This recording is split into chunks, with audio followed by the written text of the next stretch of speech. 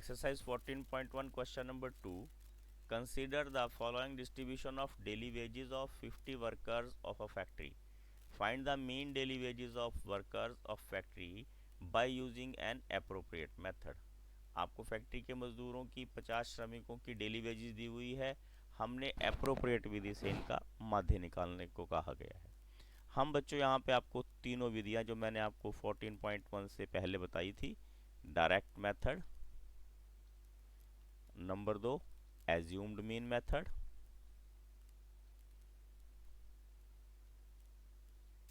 और नंबर 3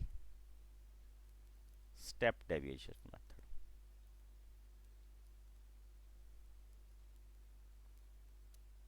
बच्चों हम प्रत्यक्ष विधि, पग विचलन विधि और कल्पित विधि, तीनों विधियों को हम आपको करके दिखाएंगे। जो आपको आसान लगे आप उससे इसको हल कर सकते हैं। देखिए, सबसे पहले हम यहाँ डायरेक्ट मेथड, प्रत्यक्ष विधि का आपको सवाल हल करके दिखाते हैं।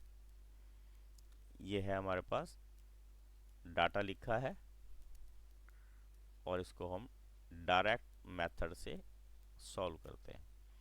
यहाँ पे हम सबसे पहले इसमें ये क्लास मार्क निकालेंगे। इसको वर्ग चिन्ह बोलते हैं हिंदी में। डाटा हमें दिया है, ये एफ आई है और ये एक्स आई, और थर्ड रो में हम इनका एफ आई एक्स आई निकालते हैं। ठीक है, एक्स आई कैसे फाइंड आउट करते हैं बच्चों?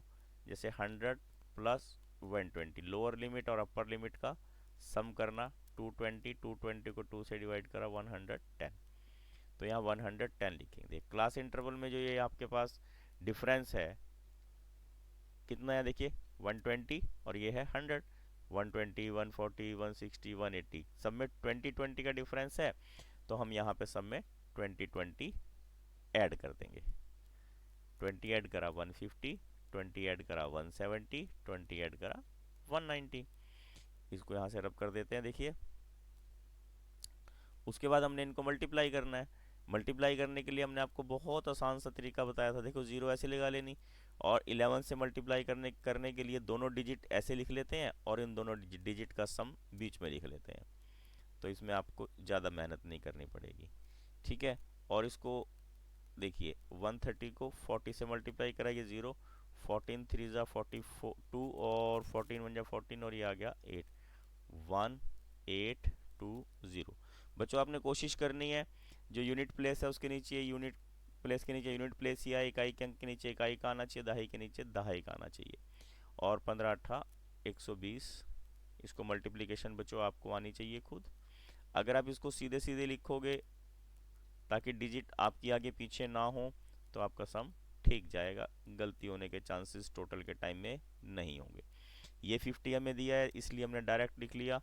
इसको हम प्लस करते हैं, देखिए 0 और 3 2 6, ये 6 आ जाएगा। इसको प्लस किया 19 और 3 22 का 2 हासिल लगा 2 3 4 5 6 7, ये मेरे पास 7260 आ गया। ये एफ आई एक्स आई आ गया। तो उसके बाद बच्चों हम क्या करते हैं, आपको यहाँ फार्मूला लगाना है हमने, और फार्मूले में हम क्या करेंगे, देखिए ध्यान होगा आपको, मीन का फार्मूला एक्स इज एक्स बार यानी कि सिग्मा एफ आई एक्स आई अपॉन सिग्मा एफ आई।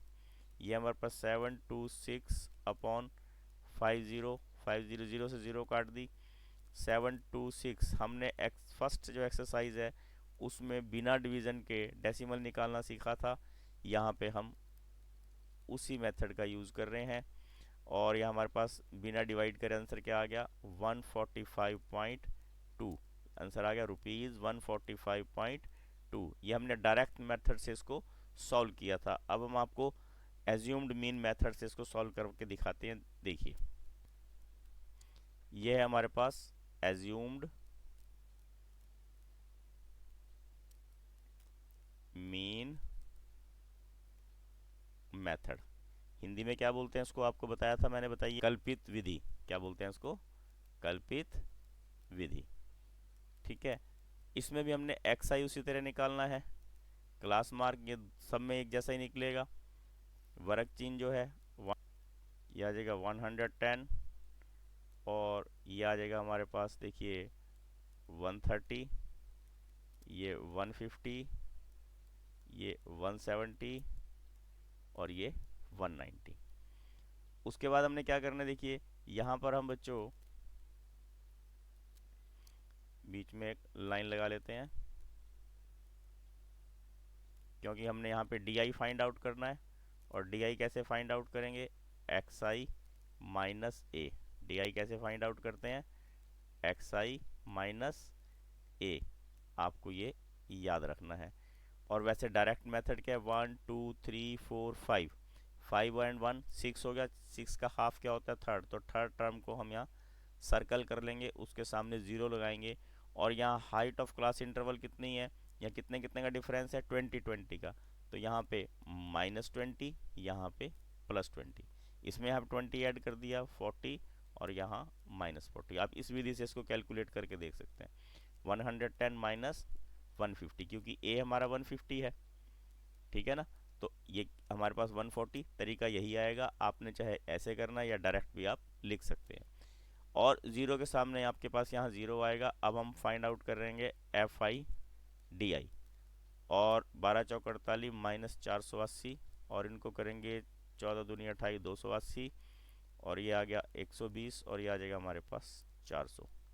इनको प्लस करेंगे, माइनस वालों को अलग प्लस कर लेना और प्लस वालों को अलग प्लस कर लेना। ये -760 आ गया। और इसको लेस करेंगे, हमारे पास -240, और ये हमारे पास 50 आ जाएगा। एक्स बार फार्मूला क्या है हमारे पास, A plus sigma F I D I upon sigma F I.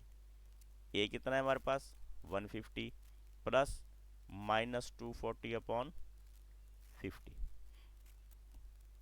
Zero से ज़ीरो कट कर दिया, तो 150 माइनस, अब ये 24/5, तरीका हमारे पास वही है, 2 से यहाँ मल्टीप्लाई कर दिया, 2 से इधर कर दिया, तो 150 माइनस 48/10। और लेस करेंगे, देखिए क्या आ जाएगा हमारे पास, 150 माइनस 4.8, और लेस करेंगे 145.2। हमारे पास वेजेस जो हैं इसके ₹145.2। ये हमारे पास एज्यूम्ड मीन मेथड से आंसर आया। आंसर हमारे पास तीनों विधियों से सेम आएंगे। अब हम देखिए थर्ड मेथड भी आपको करके दिखाते हैं, स्टेप डेविएशन मेथड, पग विचलन विधि। ये एक्स आई उसी तरह जैसे पिछले सब में निकाला था, 110, 130, 150, 170 एंड 190। जैसे हमने वहाँ पे डी आई निकाला था, हमें यहाँ पे यू आई फाइंड आउट करना पड़ेगा। और यू आई का देखो तरीका क्या है, अब आपको वो भी बताएंगे। पहले मैं आपको यू आई डायरेक्ट निकालना सिखाता हूँ। 1 2 3 4 5, 5 एंड 1 6, 6 का हाफ थर्ड। तो ये थर्ड टर्म हमारी ए होगी। ए के सामने ज़ीरो, ऊपर -1 2 3, नीचे प्लस के 1 2 3। जितनी टर्म्स हो उतने ही लिखने होते हैं। और वैसे फार्मूला क्या है यू आई निकालने का, एक्स आई माइनस ए अपॉन एच। आप इसको कैलकुलेट करके देख सकते हैं, 110 माइनस 150, और एच कितना है 20। तो -40/20, दैट इज -2 आएगा वही, ठीक है। एफ आई यू आई, इन दोनों को मल्टीप्लाई किया, ज़ीरो आ गया। और यहाँ देखिए -24, ये -14, ये 6, और ये 20। हमने इन दोनों टर्म्स को मल्टीप्लाई करना है, ठीक है ना। आप देख रहे हो, ये एफ आई और यू आई, इन दोनों को मल्टीप्लाई करना है। और प्लस वालों को अलग प्लस कर लीजिए, माइनस वालों को अलग प्लस कर लीजिए।